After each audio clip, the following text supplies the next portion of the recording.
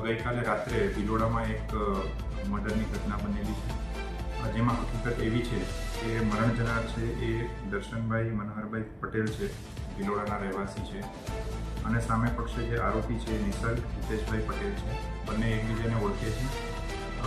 બંનેની ઓળખાણ એવી રીતે છે કે બંનેને એક કોમન પાત્ર છે, એમની જોડે પ્રેમ સંબંધ છે.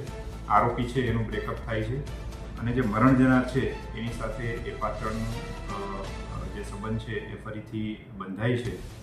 જે અનુસંધાને કાલે બંને આરોપી અને મરણ જનાર છે મળે છે અને આરોપીએ પોતાનું બ્રેકઅપ થયા બાદ જે આ મરણ જનાર છે એની જોડે જે પોતાનું પાત્ર છે એ સંબંધ રાખે છે એ એની અદાવત રાખી અને એણે કોઈ તીક્ષ્ણ હથિયાર વડે એમને શરીરે ઈજાઓ કરી અને આ જે આખો બનાવ છે એને અંજામ આપેલો છે.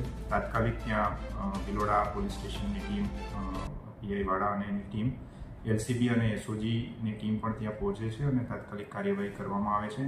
આરોપી છે એને પણ અત્યારે રાઉન્ડ અપ કરવામાં આવેલો છે અને એની આગળની જે પૂછપરછ છે એ પણ ચાલુ છે અને આગળની કાર્યવાહી હાલ ચાલુમાં છે.